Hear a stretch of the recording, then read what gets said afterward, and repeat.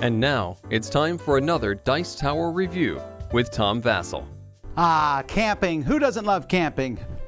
But a lot of people do like camping. And hey, remembering of going camping with your fellow animal friends. That's right, there's animals here, and they want to get their different badges. Who doesn't want to get all the different badges? And that's what this game is about.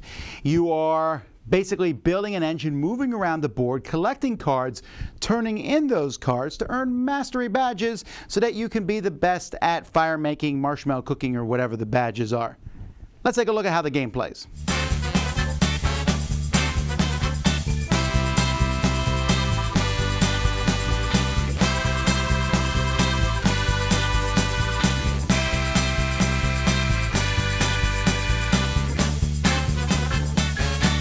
In this game, each player is going to be a troop here, and you're going to keep track of your current badge. It's going to show you how big your hand size is. So the farther down you go, the lower your hand size is going to be until you eventually get the badge or patch, in which case you win. So you're going to be moving this down as the game goes by. To move this down, you're going to need to get upgrades. So if I get, for example, a forestry upgrade, I'm going to be able to place this here. It gives me a special ability. I might be able to improve it to go up a level. And so to move from the first one down to the second one, I need 2 of the round patches, or 2 of the square patches, or 2 of the diamond patches. Then to go down to the next one, you need 1 of these combos, and you need at least 1 upgraded ability. And so to win the game, you need 1 of these 3 combos, so maybe 3 round patches, 3 squares, and 4 diamonds, and have 3 of your things upgraded. You do that, you win the game. Players are going to have a handful of cards that they start the game with. You'll build a random map here on the board, and players are going to take turns putting out 1 of their campers. You can have up to 4 campers on the board on these different spots. You'll start with 1. And on a player's turn, they have a few actions that they can do.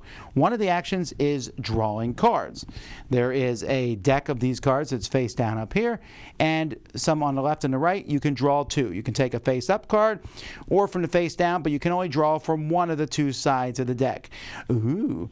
And if you draw a face up wild, that's all you can get, but I just got a wild from drawing off the top of the deck. So again, remembering you have to stay tuned with your hand limits. You can also just draw 1 card and move, as long as it's not a wild card, and then you just move to an orthogonal spot next to you. If you ever move to a spot where somebody else is, you have to pay them a card. If there's more than 1 player or color there, you have to pay each of them a card. But the main thing you want to do is you want to get achievement patches. To do that, you move from one to another, 1 space, and then the patch that you move over to on the new card, you pay what you have down there. So the hero would have to pay a pink and a green card. You pay those, and then you get that achievement. And I already talked to you about putting achievements next to your thing. Each player has their own set of achievements. Some of them are going to give you special abilities. This, for example, says when you place a new camper, you can put them on any map card. And then I upgrade it later on. It says when all 4 of your campers are out, pay 1 less of any cost when you earn an achievement badge. So getting all 4 campers out can be good. This one here says move 2 map cards when moving. Do not play supply cards to rivals occupying the cards moved through. If I upgrade that, move up to 3 cards when moving, etc. The round ones are one-time use. Here I immediately swap any 2 edge map cards. That's something I can do right then and there and now. Or here, immediately place a new or existing camper on any map card. Speaking of placing new campers, you can also do that on your turn by discarding cards that have the same tent color on them. So you can see both of these have green tents on them. I could discard that to put out a new camper on one of the green map spots on the board. And that's it. You're going to keep doing this until someone gets to the Badger Mastery, in which case they win. But there are Mastery cards next to the table. So if you have these out here, so this says have 3 campers in the same column on different map cards. That's a Mastery card. If you accomplish that, then when you finish that, you put a Mastery disc on here. You'll put a little disc on there, and you pick the achievement patch, the one that's shown here on the patch. So if, for example, I have this one, I'm going to get this achievement patch listed here, and that's a free achievement as long as I've done whatever it says. Have 2 campers on a map card with at least 2 other campers, and there's different ones for each game. That's not it. There's also included in the game, there's a nature expansion and an observation tower expansion that you can use. And there's also a way to play the game solo.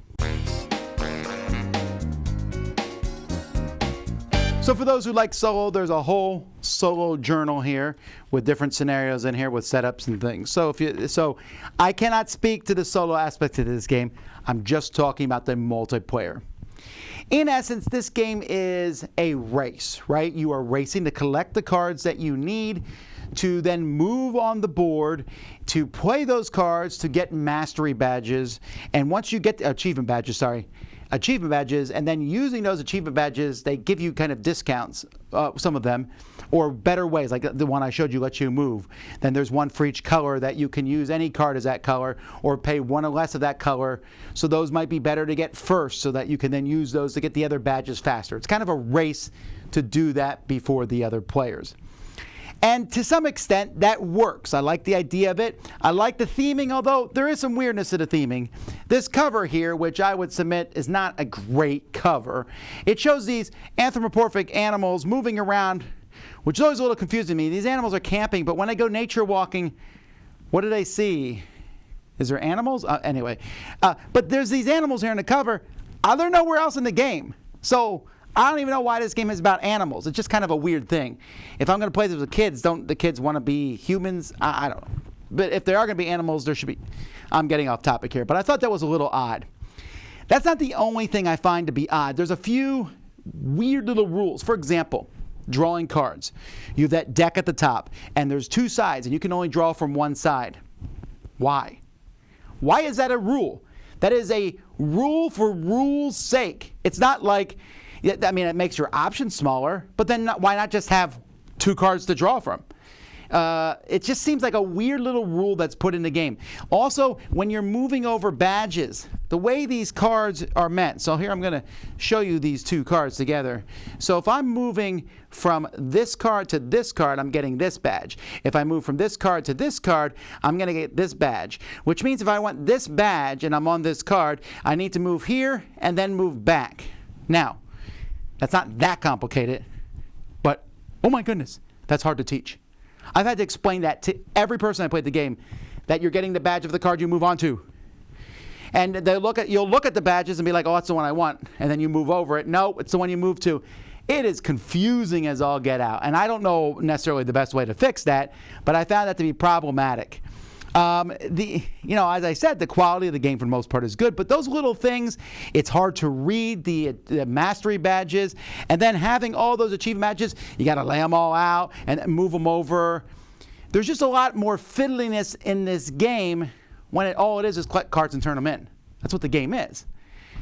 So I wanted to like it more than I did. I think the theme is fine. I think a lot of the artwork is cool. I like the idea of many of the concepts, but the somewhat random, I mean, it's like there's different ways to advance, but at the end of the game, you need all of them anyway. And just some odd little rules. It just felt like a somewhat rough design, like it needed some smoothing of the edges to play it. It's a game that seems designed for families. The theme works. But the rules aren't as smooth. It doesn't play as smoothly as I want. And there's questions like, well, why do I want all four of my campers on the board? Because there's some achievements and masteries that require it, but it's not that critical. And if you move one guy around the board, you can do a lot. Maybe you put more people on the board so other people have to move in. You get cards. But that requires a lot of, you're going to move there, and that's going to... It just feels like this is more work for the simplicity that the game actually is. I don't dislike it. I think it's an interesting idea. It's just that it feels like it needed a few more rounds of testing before it came out. It doesn't look like a professional game, unfortunately, the cover. The board looks pretty good, but it doesn't look that way, and it doesn't feel that way when I play it. But that being said, I like to see future stuff from this designer. I look forward to seeing their next game. And perhaps maybe what I said doesn't bother you. So check it out. That's Camp Pinetop. I'm Tom Vasel, and you've been watching the Dice Tower. Dice Tower Judgment, a lot of good ideas. It's just a little fiddly.